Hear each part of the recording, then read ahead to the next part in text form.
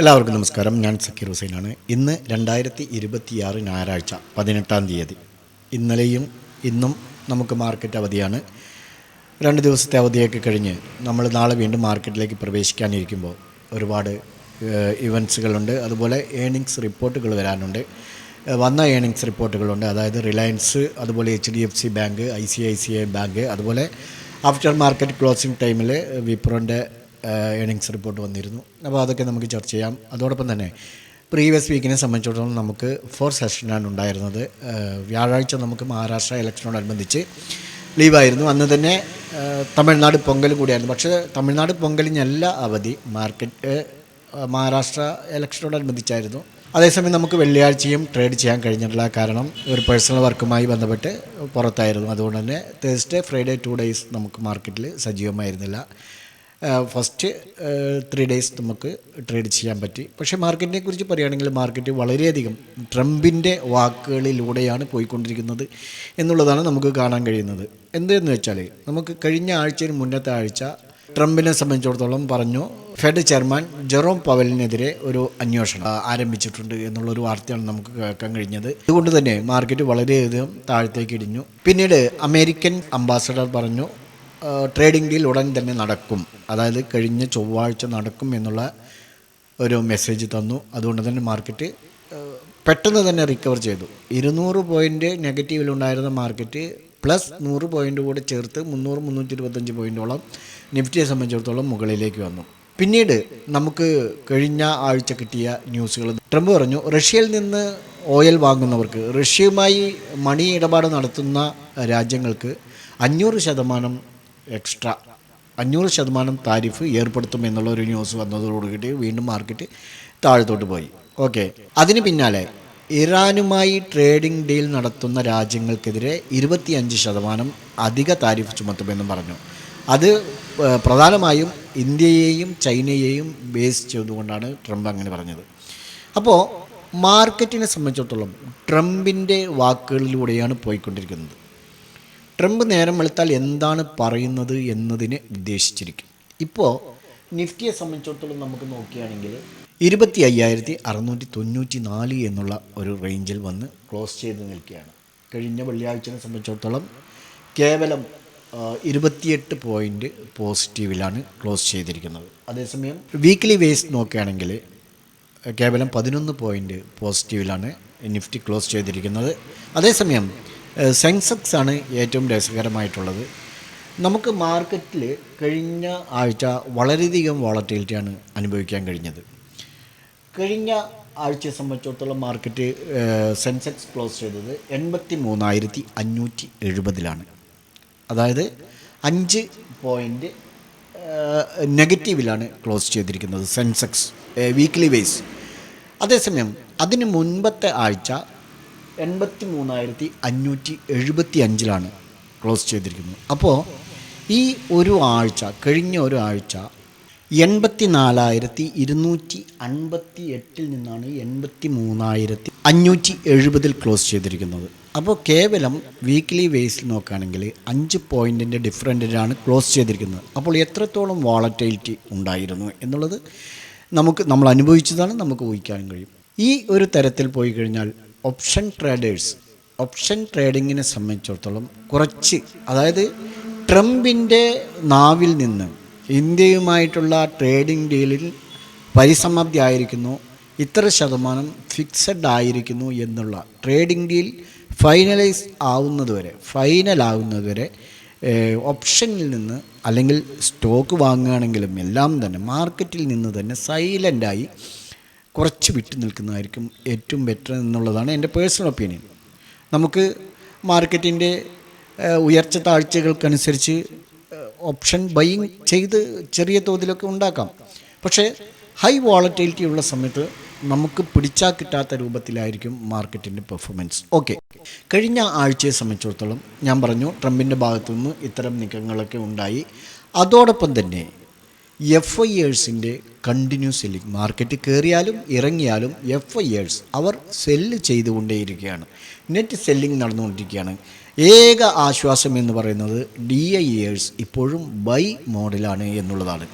എല്ലാ കാലവും അവർക്ക് ബൈ ചെയ്ത് വാങ്ങിക്കൂട്ടാൻ കഴിയില്ലല്ലോ. എന്തായാലും ഇതിനൊരു അറുതി ഉണ്ടാവും തീർച്ചയായും. അന്ന് എന്തായിരിക്കും മാർക്കറ്റിൽ സംഭവിക്കുക എന്നുള്ളത് നമുക്ക് കണ്ടറിയേണ്ടി വരും. ഒരുപക്ഷെ ആ സമയത്ത് FIs ബൈ സൈഡിലേക്ക് വന്നാൽ മാർക്കറ്റ് ഈ ഒരു സന്തുലിതാവസ്ഥയിൽ മുന്നോട്ട് പോകുമെന്നും നമ്മൾ പ്രതീക്ഷിക്കുകയാണ്, നമ്മൾ വിചാരിക്കുകയാണ്. അതോടൊപ്പം തന്നെ world wide geo political tension increase ആയിക്കൊണ്ടിരിക്കുകയാണ്. പല പ്രശ്നങ്ങളും നമുക്ക് നിത്യേന നമ്മൾ കണ്ടുകൊണ്ടിരിക്കുകയാണ്. കഴിഞ്ഞ ആഴ്ച FIs വിറ്റഴിച്ചത് 14,265 കോടിയുടെ നെറ്റാണ്. അതേസമയം DIAs 16,173 കോടിയുടെ ബയ്യിങ്ങും നടത്തിയിട്ടുണ്ട്. നമ്മുടെ രൂപയാണെങ്കിൽ ഡോളറിനെതിരെ വീണ്ടും താഴത്തേക്ക് പോയിക്കൊണ്ടിരിക്കുകയാണ്. അവസാനം 90.86 എത്തി നിൽക്കുന്നത്. അപ്പോൾ INR നമ്മുടെ രൂപ മൂല്യ തകർച്ചയിൽ തന്നെയാണ് ഇപ്പോഴുമുള്ളത്. ഒരു റിക്കവറി ആയിട്ടില്ല എന്നുള്ളതാണ്. ഇനി കഴിഞ്ഞ ആഴ്ച വന്ന ഏണിങ്സ് റിപ്പോർട്ടുകൾ ഏതൊക്കെയാണ് എന്ന് നോക്കിക്കഴിഞ്ഞാൽ ICICI ബാങ്ക് അവരുടെ ഏണിങ്സ് റിപ്പോർട്ട് പബ്ലിഷ് ചെയ്തിട്ടുണ്ട്. അതോടൊപ്പം തന്നെ HDFC ബാങ്ക്, റിലയൻസ് ഇൻഡസ്ട്രീസ്, അവസാനം മാർക്കറ്റ് ക്ലോസ് ചെയ്തതിന് ശേഷം വിപ്രോ. ഓക്കെ, ഇതിൽ ICICI ബാങ്ക് എന്ന് പറയുന്നത് ഏകദേശം 4% വെയിറ്റേജാണ് നിഫ്റ്റിയിൽ. അതേസമയം റിലയൻസ് ആണ് ഭീമനായി 10% വെയിറ്റേജുള്ള ഒരു കമ്പനിയാണ്, നമ്മുടെ നിഫ്റ്റിയിലെ രജിസ്റ്റർ ചെയ്തൊരു കമ്പനിയാണ് റിലയൻസ്. HDFC ബാങ്കിനെ സംബന്ധിച്ചിടത്തോളം 7% വെയിറ്റേജാണ്. അപ്പോൾ ഈ 3 കമ്പനികൾ നോക്കിയാൽ തന്നെ 21% വെയിറ്റേജുള്ള നിഫ്റ്റി 50യിൽ 21% വെയിറ്റേജോടുകൂടിയ ഈ 3 കമ്പനികളുടെ ഏണിങ്സ് റിപ്പോർട്ട് വന്നിട്ടുണ്ട്. അതിൻ്റെ റിഫ്ലക്ഷൻ നമുക്ക് നെക്സ്റ്റ് വീക്ക് നാളെ മുതൽ മാർക്കറ്റിൽ നമുക്ക് അനുഭവിക്കാൻ കഴിയും. റിലയൻസിനെ സംബന്ധിച്ചിടത്തോളം നോക്കുകയാണെങ്കിൽ അവരുടെ ഏണിങ്സ് റിപ്പോർട്ട് വീക്കാണ്. വളരെ വീക്കാണോ എന്ന് ചോദിച്ചു കഴിഞ്ഞാൽ അല്ല, എന്നാൽ നല്ല ഒരു ഏണിങ്സ് റിപ്പോർട്ടല്ല അവർ പബ്ലിഷ് ചെയ്തിരിക്കുന്നത്, വീക്കായി തന്നെയാണ്. അതായത് അവരുടെ നെറ്റ് പ്രോഫിറ്റ് വന്നിട്ട് ഇൻലൈൻ വിത്ത് എക്സ്പെക്റ്റേഷനാണ്. ഓക്കെ, എബോ അല്ല, ബിലോ അല്ല. അതേസമയം റവന്യൂവും ഇൻലൈൻ വിത്ത് എക്സ്പെക്റ്റേഷൻ മാത്രമാണ്. എന്നാൽ എബിറ്റ മാർജിൻ്റെ കാര്യം നോക്കുകയാണെങ്കിൽ അവർ സബ്സ്ക്രൈബേഴ്സ് ഇൻക്രീസ് ആയിട്ടുണ്ട് എന്നുള്ളത് മാത്രമാണ്. ജിയോ ടെലികമ്മ്യൂണിക്കേഷൻ നോക്കുകയാണെങ്കിൽ സബ്സ്ക്രൈബേഴ്സ് ഇൻക്രീസ് ആയിട്ടുണ്ട്. റിലയൻസിൻ്റെ ARPയും ഇൻക്രീസാണ്. മൊത്തത്തിൽ റിലയൻസിൻ്റെ റിപ്പോർട്ട് എന്ന് പറയുമ്പോൾ അത് വീക്കായി തന്നെയാണ്. സബ്സ്ക്രൈബേഴ്സ് ഇൻക്രീസ് ആയിട്ടുണ്ട്, ARPയും ഇൻക്രീസ് ആയിട്ടുണ്ട്. ഇതല്ലാതെ അവരുടെ നെറ്റ് പ്രോഫിറ്റും അതുപോലെ തന്നെ റവന്യൂ മൈനസിലാണ്. ഇൻലൈൻ വിത്ത് എക്സ്പെക്റ്റേഷനാണ് ഈ രണ്ടും. അതോടൊപ്പം GDRൽ അതായത് ഗ്ലോബൽ ഡെപ്പോസിറ്റ് റെസിപ്റ്റിൽ അവർ 2% ഡൗൺ ആയിട്ടാണ് കാണിക്കുന്നത്. Last Wipro after market closing report വന്നതിൽ വീക്കാണ്. ADRൽ 7% ഡൗണാണ് വിപ്രോയിൽ കാണിക്കുന്നത്.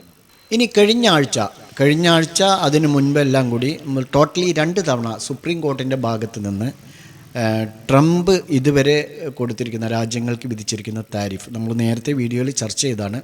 അത് ലീഗലാണോ ഇല്ലീഗലാണോ എന്നുള്ളതിൻ്റെ ഒരു റിസൾട്ട്, ഒരു ജഡ്ജ്മെൻറ്റ് സുപ്രീം കോർട്ട് പറയും. ഓക്കെ, അപ്പോൾ അത് നെക്സ്റ്റ് 20th ജനുവരി 20th അവർ ഡേറ്റ് പറഞ്ഞിരിക്കുന്നത്. അത് എന്തായിരിക്കും എന്നുള്ളതാണ്. ഇല്ല, ഇത് ലീഗലാണെങ്കിൽ എന്തായിരിക്കും അവസ്ഥ, ഇല്ലീഗലാണെങ്കിൽ എന്തായിരിക്കും അവസ്ഥ എന്നുള്ളതാണ്. ഇല്ലീഗൽ ആയാലാണ് മാർക്കറ്റിനൊക്കെ ഒരു ഉന്മേഷം ഉണ്ടാവൂ എന്നുള്ളതാണ് നമുക്ക് കാണാൻ കഴിയുന്നത്. ഏതായിരുന്നാലും ജനുവരി 20th വരെ നമുക്ക് വെയിറ്റ് ചെയ്യാം. ഇനി അവിടെ നിന്ന് മാറ്റുമോ എന്നുള്ളതാണ് നമ്മൾ ചിന്തിക്കേണ്ടത് അല്ലെങ്കിൽ കാണേണ്ടത്. ഇനി സെൻസെക്സിനെ കുറിച്ച് നമ്മൾ നേരത്തെ പറഞ്ഞു. വീക്ക്ലി ബേസിൽ നോക്കുകയാണെങ്കിൽ 5 പോയിൻറ്റ് നെഗറ്റീവിലാണ് ക്ലോസ് ചെയ്തിരിക്കുന്നത്. അതേസമയം നിഫ്റ്റിയെ നോക്കുകയാണെങ്കിൽ 11 പോയിൻറ്റ് പോസിറ്റീവിലാണ് ക്ലോസ് ചെയ്തിരിക്കുന്നത്, 25,694. സെക്ടർ വൈസ് നോക്കുകയാണെങ്കിൽ consumer durables, pharma, health care, അതുപോലെ റിയാലിറ്റി എന്നിവ 2% വീതം ഡൗണിലാണ് ക്ലോസ് ചെയ്തിരിക്കുന്നത്. സെക്ടർ വൈസ് നോക്കുകയാണെങ്കിൽ ആട്ടോ 1.5%, 1.5% ഡൗണിലാണ് ക്ലോസ് ചെയ്തിരിക്കുന്നത്. എന്നാൽ മറുവശത്ത് PSU ബാങ്ക് അതുപോലെ മെറ്റൽ എന്നിവ 4.5% ഹൈയിലാണ് ക്ലോസ് ചെയ്തിരിക്കുന്നത്. IT സെക്ടറും ഹൈയിലാണ് ക്ലോസ് ചെയ്തിരിക്കുന്നത്, 3% ഇൻക്രീസ് ആയിട്ടുണ്ട്. ബ്രോഡർ മാർക്കറ്റിലേക്ക് വരികയാണെങ്കിൽ അതായത് large cap, small cap, mid cap മൂന്നും ഒരു ഫ്ലാറ്റ് മോഡലാണ് ക്ലോസ് ചെയ്തിരിക്കുന്നത്. ഇനി വീക്ക്ലി ബേസിൽ നിഫ്റ്റിയുടെ സപ്പോർട്ട് ആൻഡ് റെസിസ്റ്റൻസ് ലെവലുകൾ നോക്കുകയാണെങ്കിൽ നിഫ്റ്റിയെ സംബന്ധിച്ചിടത്തോളം ഇപ്പോൾ 25,694 അപ്പോൾ 500 ടു 25,475 ഈ ഒരു റേഞ്ചിൽ ഇപ്പോൾ ഒരു സപ്പോർട്ട് സോണാണ്. നമുക്കറിയാം കഴിഞ്ഞ ആഴ്ച ആ ഒരു റേഞ്ചിൽ നിന്നാണ് മുകളിലേക്ക് പോയത്.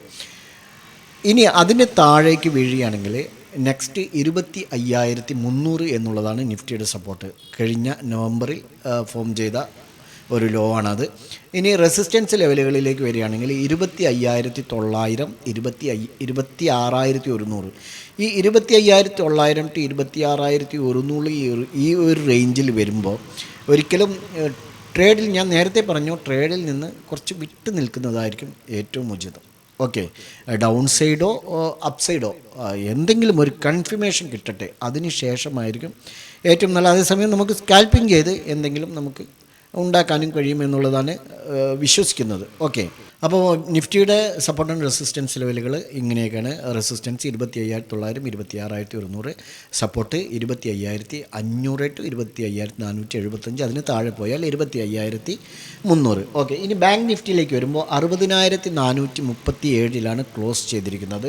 60,437 ആൾ ടൈം ഹൈ ക്രിയേറ്റ് ചെയ്തിരിക്കുന്നത്. അവിടെ നിന്നും 60,100 എന്നുള്ള റേഞ്ചിലേക്ക് വന്ന് ക്ലോസ് ചെയ്തിട്ടുണ്ട്. ഇനി നമുക്ക് റെസിസ്റ്റൻസ് ആയിട്ട് 60,400, അതിന് മുകളിലേക്ക് പോവുകയാണെങ്കിൽ 60,800. ഓക്കെ, ഇനി സപ്പോർട്ട് വരികയാണെങ്കിൽ 59,600, അതിനും താഴെ വീഴുകയാണെങ്കിൽ 59,300. ഇപ്പോൾ ബാങ്ക് നിഫ്റ്റിയുടെ weekly wise support and resistance ലെവലാണ് നമ്മളിവിടെ പറഞ്ഞത്.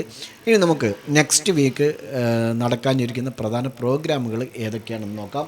മൺഡേ ജാനുവരി 19 രാവിലെ 7:30 AM ചൈനയിൽ നിന്ന് GDP ഡാറ്റ വരുന്നുണ്ട്. Year on year 4.8%, expectation 4.6%.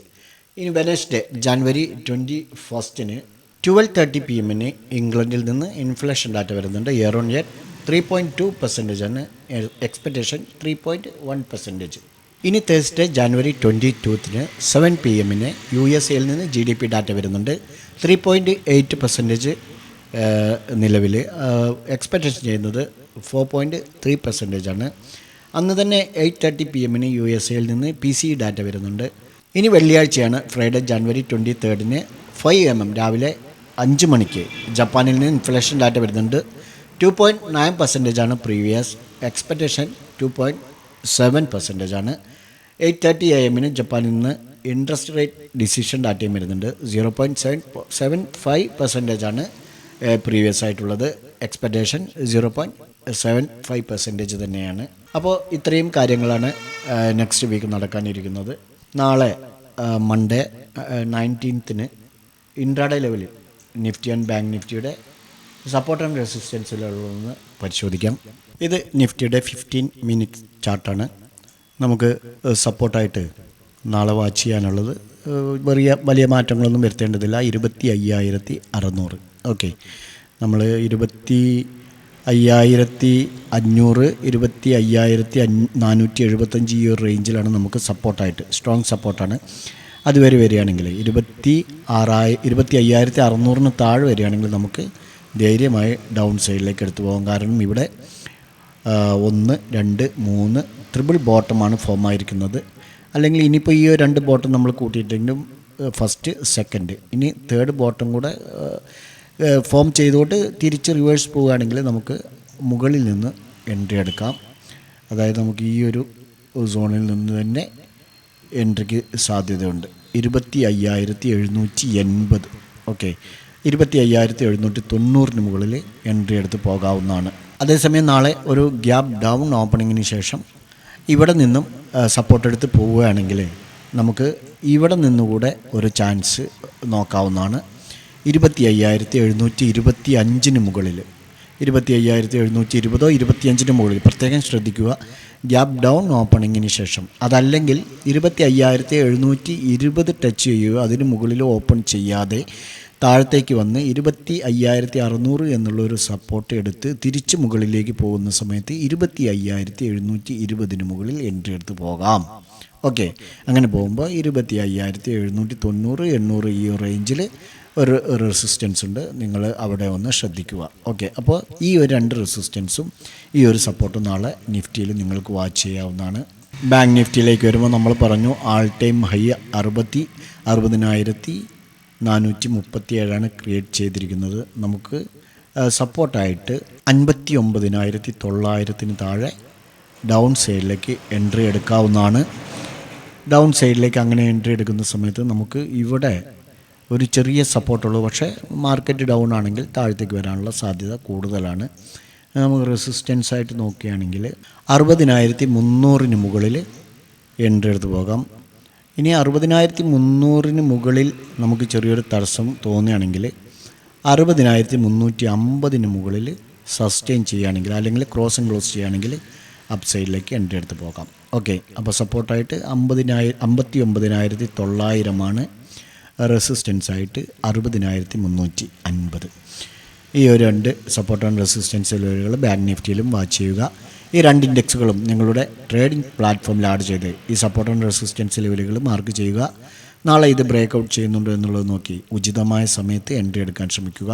ഞങ്ങളുടെ വീഡിയോ എഡ്യൂക്കേഷൻ പർപ്പസിന് വേണ്ടി മാത്രമാണ്. നാളെ നല്ലൊരു പ്രോഫിറ്റബിൾ ഡേ ആവട്ടെ എന്ന് ആശംസിച്ചുകൊണ്ട് നിർത്തുന്നു. ബൈ.